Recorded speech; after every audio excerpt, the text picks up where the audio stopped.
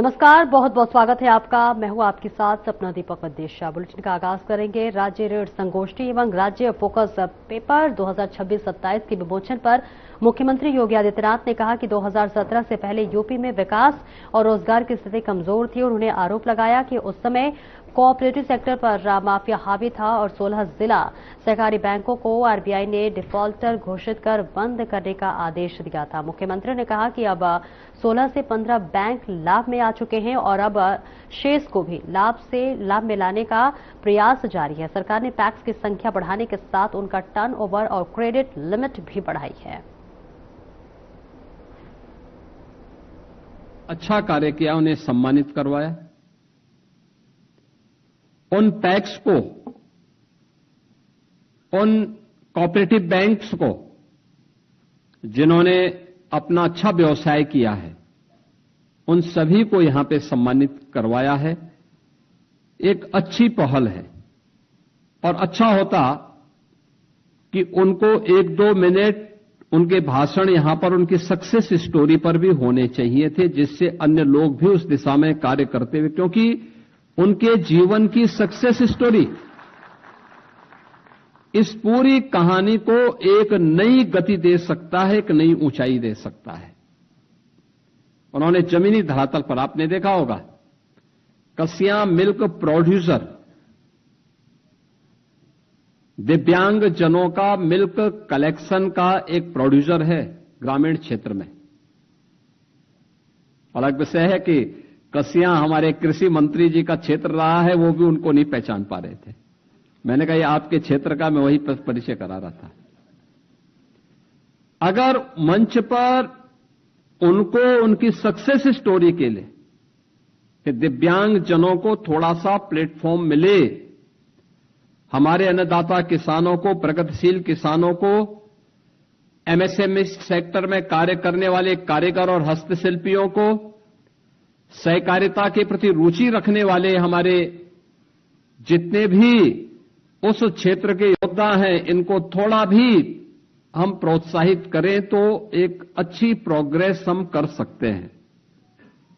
और उनकी success story आज यहां पे जब मुझे अपने दोनों वरिष्ठ साथियों, कृषि मंत्री जी के साथ में और वित्त मंत्री जी के साथ में उन्हें सम्मानित करने का अवसर प्राप्त हो रहा था, मैं उनसे ही पूछ रहा था कितना आपका टर्नओवर है, कितना आप कमा पाते हैं।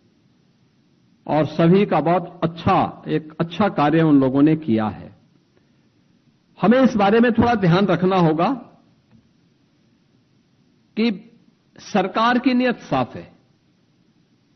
आपने देखा होगा, अगर हम पूरे देश के परिप्रेक्ष्य में सोचते हैं, आज भारत दुनिया की तीसरी बड़ी अर्थव्यवस्था के रूप में अपने आप को स्थापित कर रहा है। पहली बार देश के अंदर आजादी के बाद कोऑपरेटिव एक मंत्रालय के रूप में कार्य कर रहा है। एफपीओज को हर एक स्तर पर प्रोत्साहन मिल रहा है। महिला स्वयंसेवी समूहों को, आपने अभी देखा होगा, इस बार के यूनियन बजट में लखपति दीदी को सी मार्ट के रूप में अब उनके ग्रामीण क्षेत्र में जो भी प्रोडक्ट उनके द्वारा वहां तैयार किया जाता है, उसको मार्केट से लिंक करने के लिए सी मार्ट की स्थापना की जाएगी। यह भी आज इस बार के यूनियन बजट में प्रधानमंत्री जी की प्रेरणा से केंद्रीय वित्त मंत्री जी ने घोषित किया है। अनेक प्रोत्साहन इस दिशा में प्रारंभ हुए हैं और परिणाम है कि थोड़ा सा गाइड और मार्गदर्शन प्राप्त हुआ तो ये सभी सेक्टर तेजी के साथ आगे बढ़ रहे हैं। और उसी का परिणाम है कि आज भारत दुनिया के अंदर तीसरी बड़ी अर्थव्यवस्था के रूप में अपने आप को स्थापित करने में सफल हुआ है। बहनों और भाइयों, यही प्रोग्रेस की स्थिति देश की सबसे बड़ी आबादी के राज्य का है। हमें याद करना होगा, ये प्रकृति और परमात्मा की विशेष अनुकंपा है कि जो नियम देश के अंदर, दुनिया के अंदर भारत पे लागू होते हैं, वही चीज भारत में यूपी पे लागू होते हैं। एकदम वही परिस्थितियां हैं। 17 के पहले यूपी की स्थिति क्या थी? कहां थे हम? न विकास था, न रोजगार था। प्रदेश के अंदर कोऑपरेटिव सेक्टर में वे लोग हावी थे जो जहां का सबसे बड़ा माफिया था वो उसमें हावी था। कोऑपरेटिव सेक्टर चौपट। 16 जिला सहकारी बैंक, रिजर्व बैंक ने उन्हें डिफाल्टर घोषित कर दिया था और बंदी का आदेश कर दिया था। और आज ये 16 में से 15 प्रॉफिट में आ गए हैं, 16वें को भी प्रॉफिट में लाया जा रहा है। टैक्स की संख्या बढ़ी है, हमने उनके टर्नओवर को बढ़ाया है, उनकी क्रेडिट की सीमा को बढ़ाया है और खाद वितरण के कार्य के लिए सहकारिता विभाग ने थोड़ा मैन पावर की शॉर्टेज की है, लेकिन उसको पूरा भर देते तो देश के अंदर सबसे अच्छा फर्टिलाइजर वितरण का काम उत्तर प्रदेश के अंदर हुआ है और होता है। कृषि और सहकारिता मिलकर के उस कार्य को कैसे आगे बढ़ाए, थोड़ा सा प्रयास हुआ, आज वही सहकारिता फिर से एक नए आंदोलन अभियान के रूप में आगे बढ़ चुका है।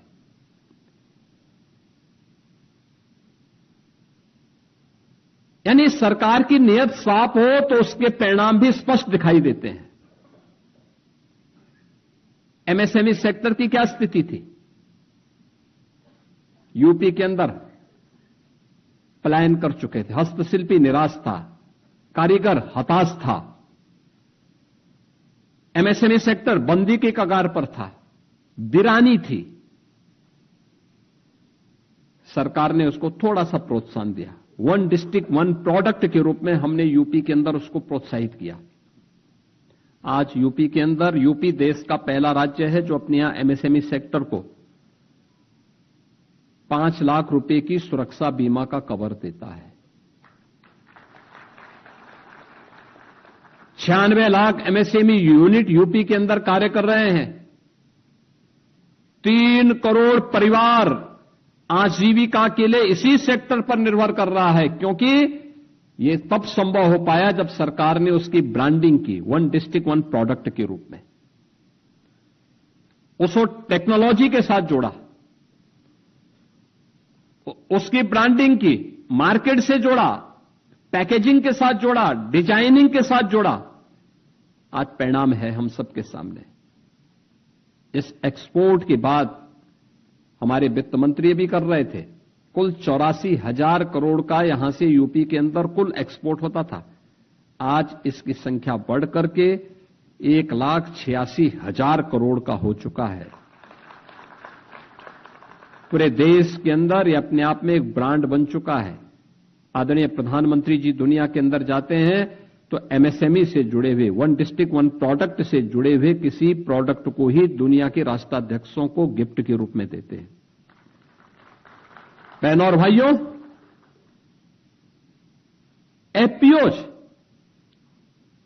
एफपीओज की क्या ताकत है? हम लोगों ने पिछले 4-5 वर्षों से यूपी ट्रेड शो का आयोजन करना प्रारंभ किया है ग्रेटर नोएडा में, और इसमें गत वर्ष में देख रहा था सबसे अच्छा सराहा गया था वो था यूपी के एफपीओज को। यूपी के एफपीओज जितना अच्छा काम कर रहे हैं, अभी मैं बाहर भी प्रदर्शनी लगी हुई थी वो देख रहा था। यानी हर एक सेक्टर में कुछ न कुछ नया हुआ है, चाहे वह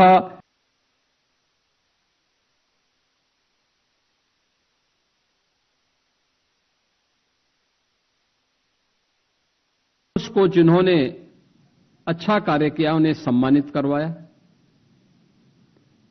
उन पैक्स को,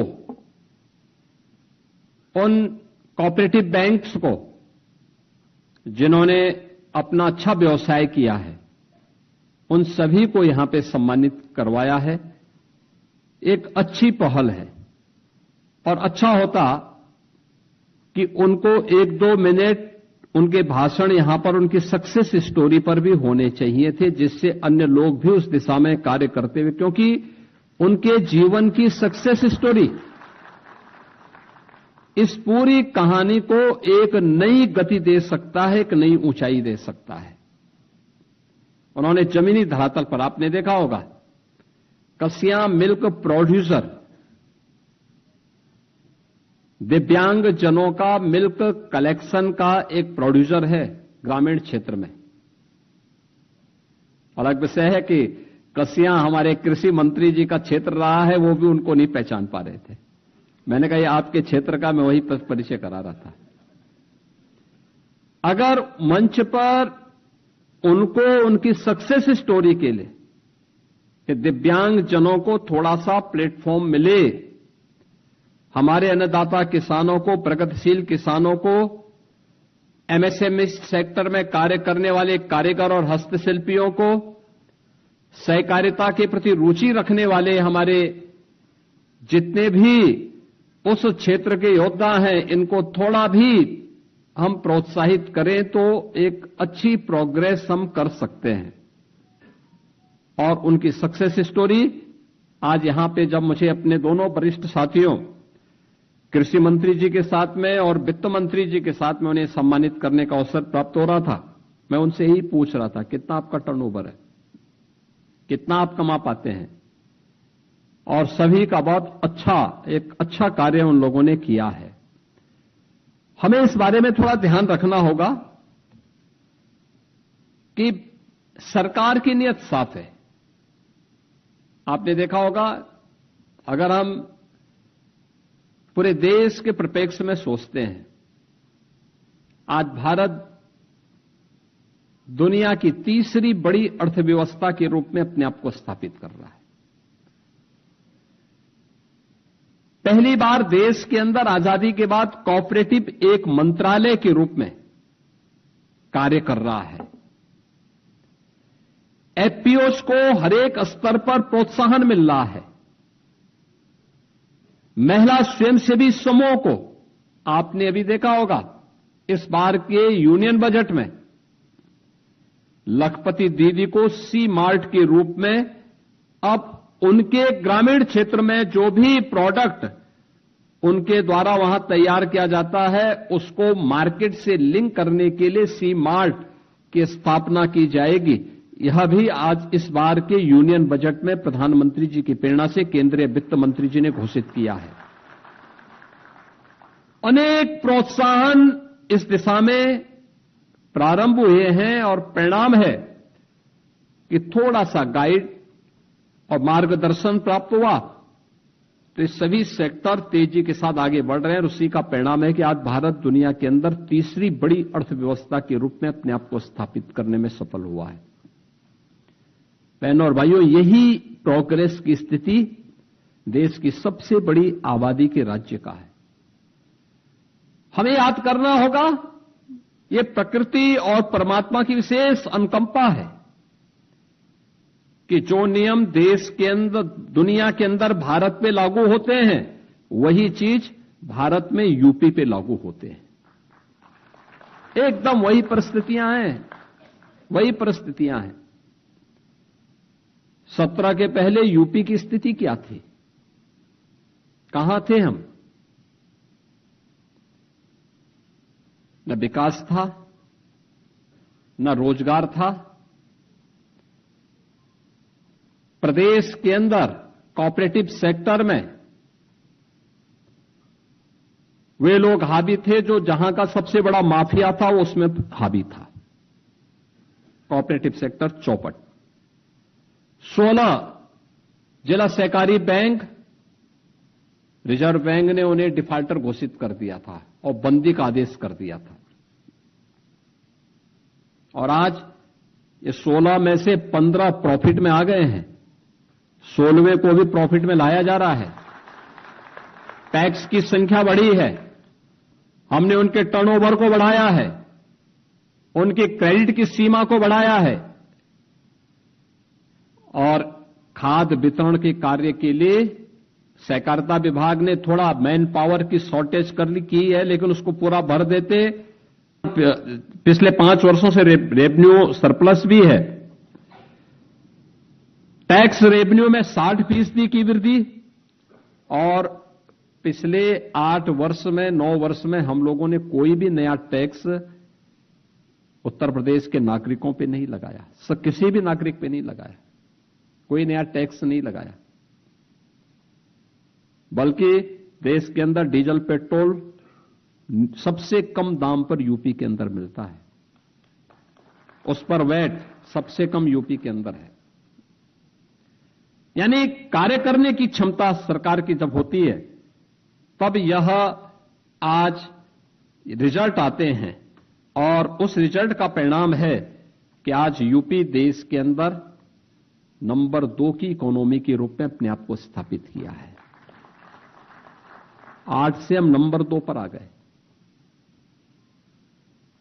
यूपी की जो गति है कृषि क्षेत्र में ही अगर आप देखेंगे आज से 8-9 वर्ष पहले, यानी सरकार ने थोड़ा सा सपोर्ट किया, सरकार खड़ी हुई किसानों के साथ में, सिंचाई की क्षमता बढ़ाई, बीज सही दिए, उनकी ट्रेनिंग के कार्यक्रम को जोड़े, कृषि विज्ञान केंद्र जो ठिठंड पड़े हुए थे, बंदी के कगार पर थे, बंजर पड़े हुए थे, जब थोड़ा कृषि विभाग ने उसमें मेहनत की, आज परिणाम क्या है? कृषि विकास दर यूपी की 8% से बढ़कर के अब 18% से ऊपर हो चुकी है, 18% से ऊपर चल रही है। यानी ये लगातार वे आंकड़े हैं जो उत्तर प्रदेश के अंदर आज हम सबको अपनी ओर आकर्षित करती है और ये चीजें दिखाती हैं कि सरकार के द्वारा थोड़ा सा प्रयास किया जाए तो परिणाम आ सकते हैं। हमारा जो मानना है कि 26-27 के लिए जो हमारा 3 लाख करोड़ रुपए का कृषि ऋण है, यह 13% पहले की तुलना में बढ़ा है और हम लोग इस बात को मानते हैं कि टेक्नोलॉजी, इरिगेशन, स्टोरेज और प्रोसेसिंग, यह इस दिशा में हमें नए निवेश को आगे बढ़ाना होगा। याद करना, हमारा अन्नदाता किसान मेहनत कर सकता है, लेकिन जब तक वैल्यू एडिशन के साथ हम उसको जोड़ेंगे नहीं, वह लाभकारी नहीं होगा उसके लिए। एमएसपी यानी 1.5 गुना लागत का 1.5 गुना दाम तो उसको एमएसपी के माध्यम से गारंटी मिल सकती है, लेकिन उसको ज्यादा मुनाफा कमाना है तो वैल्यू एडिशन के साथ उसको जोड़ना पड़ेगा। एफपीओ उसमें बड़ी भूमिका का निर्वहन कर सकते हैं, ज्यादा मुनाफा उसको दे सकते हैं। 17 के पहले यही बीमारी थी यूपी के अंदर। एक तो शासन की योजना का लाभ सीधे किसान को नहीं मिलता था, इसका लाभ बिचौलिया लेते थे। आज हम सीधे पैसा किसान के खाते में डाल रहे हैं, किसान को उपलब्ध करवा रहे हैं और इसलिए इस दिशा में हम लोगों को नए प्रयास को आगे बढ़ाने की आवश्यकता है। एमएसपी हम सीधे अब डीबीटी के माध्यम से अन्नदाता किसान।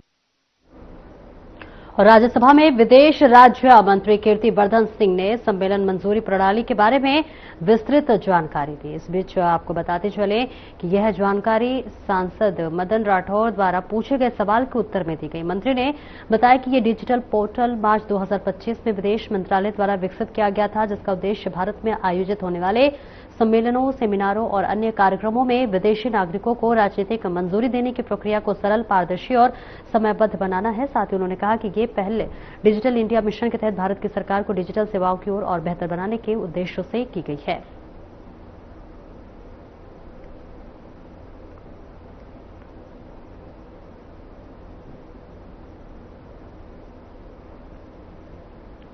और वही आधिकारिक प्रवक्ता द्वारा साप्ताहिक मीडिया ब्रीफिंग हुई। इस दौरान उन्होंने क्या कुछ कहा, ये आपको सुनवाते हैं।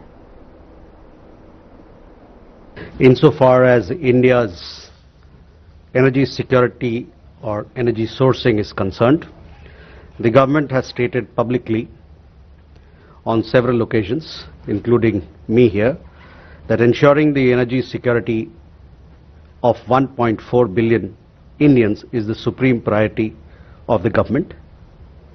Diversifying our energy sourcing in keeping with objective market conditions and evolving international dynamics is at the core of our strategy to ensure this. All of India's decisions are taken and will be taken with this in mind. Bharat की ऊर्जा आपूर्ति के संबंध में भारत ने कई मौकों पर सार्वजनिक रूप से कहा है कि 140 करोड़ भारतीयों का हित, उनकी ऊर्जा सुरक्षा सुनिश्चित करना हमारी सरकार की सर्वोच्च प्राथमिकता है। इस लक्ष्य को प्राप्त करने के लिए बाजार स्थितियों और बदलते अंतर्राष्ट्रीय घटनाक्रमों के अनुरूप अपनी ऊर्जा स्रोतों में विविधता लाना हमारी रणनीति का मूल आधार है। भारत के सभी कदम इस बात को ध्यान में रखकर उठाए गए हैं और भविष्य में भी उठाए जाएंगे।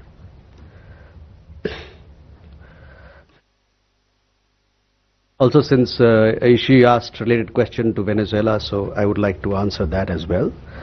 See, as far as Venezuela is concerned, it has been a long-standing partner for us in the area of energy, both on the trade side and as also on the investment side. We were importing energy or crude oil from Venezuela till 2019-20, and thereafter we had to stop. Again, we started buying oil from Venezuela in 2023-2024, but had to stop, which were halted because of reimposition of sanctions. As you are aware that Indian PSUs, they have established partnership with the National Oil Company of Venezuela, PDVSA, and they have our PSUs have maintained presence in the country since 2008. Consistent with our approach to energy security, India remains open to exploring the commercial merits of any crude supply. So first, Neeraj, आपका सवाल देखिए, बांग्लादेश में जो चुनाव होना है उसके बारे में हमने कई दफा हमारा अपना पक्ष रखा है, तो मैं चाहूंगा कि आप जो हम लोगों ने इस पर बात रखी है, समावेशी चुनाव के बारे में कहा है, उस पर आप ध्यान दें। नीरज, ईरान वाली बात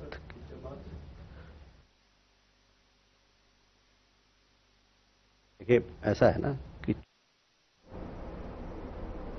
और आगे बढ़ेंगे जहां पर प्रधानमंत्री नरेंद्र मोदी का मलेशिया दौरा है और सचिव क्या कुछ कह रहे हैं, उनकी ब्रीफिंग चल रही है। आइए आपको दिखवाते हैं और सुनाते हैं। Discussions with the Prime Minister of Malaysia. They will review progress under the India-Malaysia Comprehensive Strategic Partnership, especially in priority areas of cooperation such as trade, investments, defense, security, semiconductors, digital technologies, renewable energy, education, healthcare, and people-to-people exchanges. The 10th meeting of the India-Malaysia CEOs Forum is also scheduled in Kuala Lumpur on the sidelines of the visit, and PM will also interact with leading Malaysian CEOs from key sectors. As you know, India and Malaysia share a strong, dynamic, and diverse economic partnership. Malaysia is India's third largest trading partner in ASEAN, with bilateral trade around $20 billion. Our trade has diversified beyond commodities such as palm oil and includes a variety of agricultural products, chemicals, minerals, appliances, and machinery. On the investment front, our engagement is strong and is growing steadily. Major Malaysian investors like Petronas, Khazanah, IHH Healthcare, IJM Corporation, United Engineers, UEM, etc. have a strong presence in India, while over 200 community, he will address the Indian community. फिलहाल इस bulletin में इतना ही। नमस्कार।